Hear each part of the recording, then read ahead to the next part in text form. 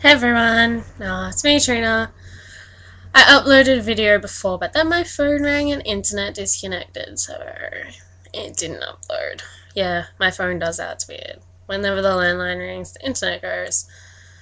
Anyway, I have some questions to answer first. I got anonymous questions after my video last week, so I will start with answering them. Question 1 was, if you are with more than one person at a time, isn't jealousy always going to be an issue? I don't get jealous. Well, I do, but of completely insane things that have nothing to do with relationships and sex. So, really, that question just doesn't apply to me. I do know that jealousy is a big issue for a lot of people. Certainly was a big issue for my ex. He couldn't stand the thought, but jealousy and envy are things that you can work through. I mean, it is just an emotion. It definitely isn't something that is impossible to overcome.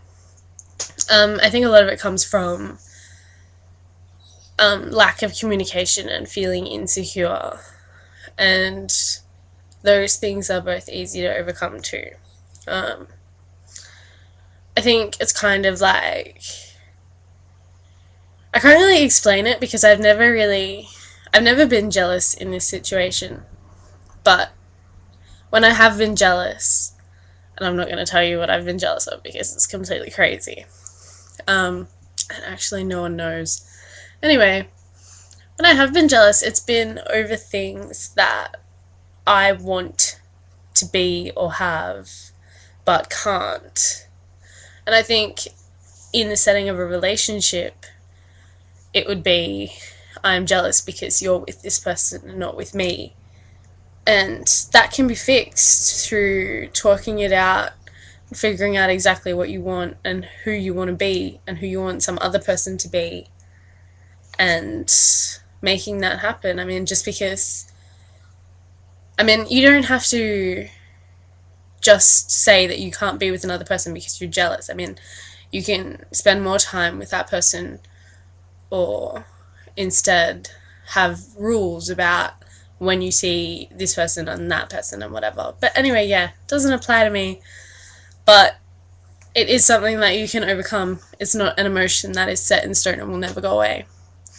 And I know it is a big issue for a lot of people. I know lots of people that say that they couldn't do what I do because they couldn't handle sharing. They would be too jealous. But I think definitely it's something that people can overcome. Okay, my second question was, I don't know if you want to get married or not in the future, but how would polyamory and marriage coexist? Now, no, legally it cannot, but people make it work. I don't really I'm not getting married anytime soon, which is different to what I thought a month ago. A month ago there was options, now there is not. Anyway, I think I want to get married eventually. I mean, obviously, it might happen, it might not, but I think so. I think it definitely can coexist. Really, all a marriage is to me is legal standing and a piece of paper and a ring. And none of those things come in the way of having multiple partners, really.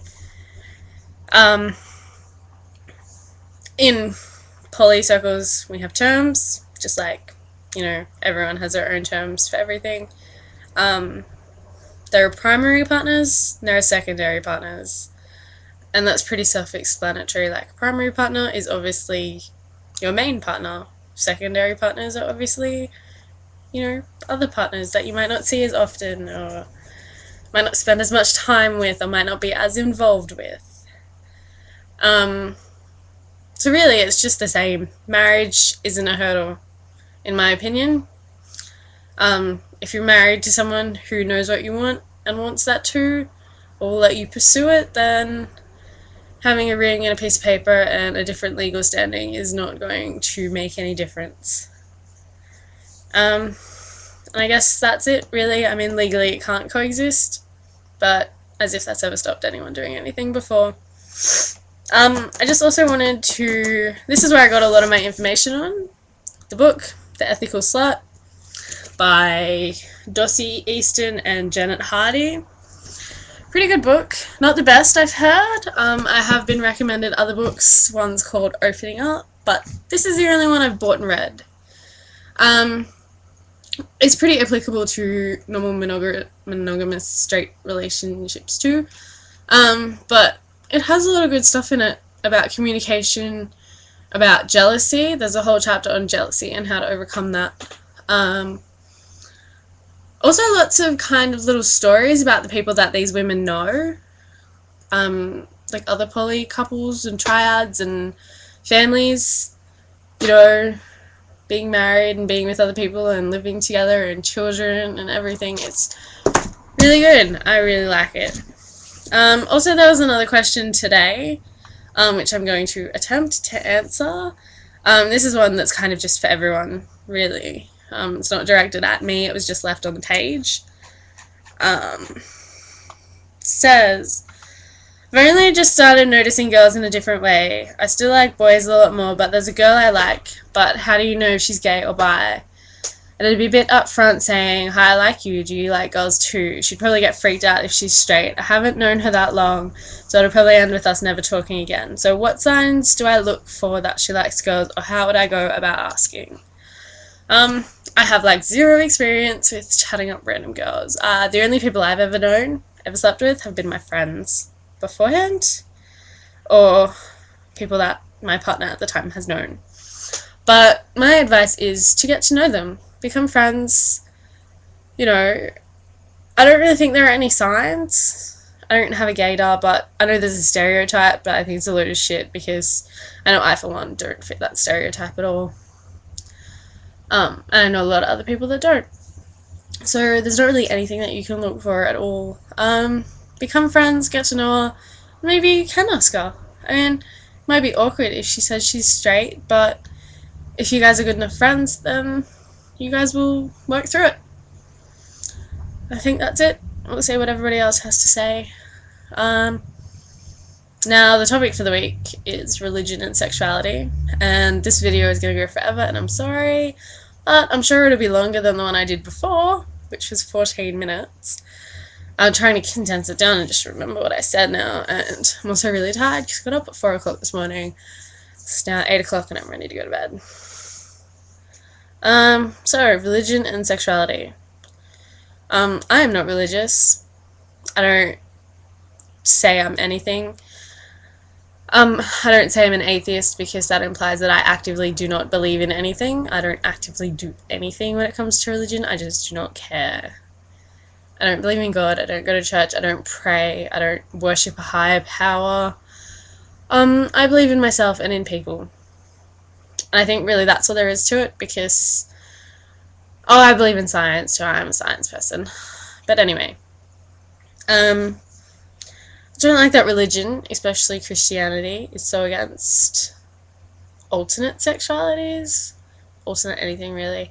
I hate that people use religion as a basis for their arguments.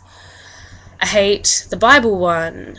I hate that with passion because a lot of people pick and choose. They say, oh, well, the Bible says we can't like homosexuality, but it says all this shit, but we're just not going to pay attention to that because that's too much. I like all the, Facebook status pictures and everything that you see on the internet that quote the rest of the passage where that comes from. It's like Leviticus or something, Exodus, who knows, I don't know, I have never read the Bible. But yeah, I like how those people quote the rest of that passage, how it's like, you can't play with the skin of a pig, football, you can't wear mixed fibers, like cotton, linen, nylon, whatever. No sodomy, which is, if anybody doesn't know, anal sex. Prostitution, working on the Sabbath or whatever.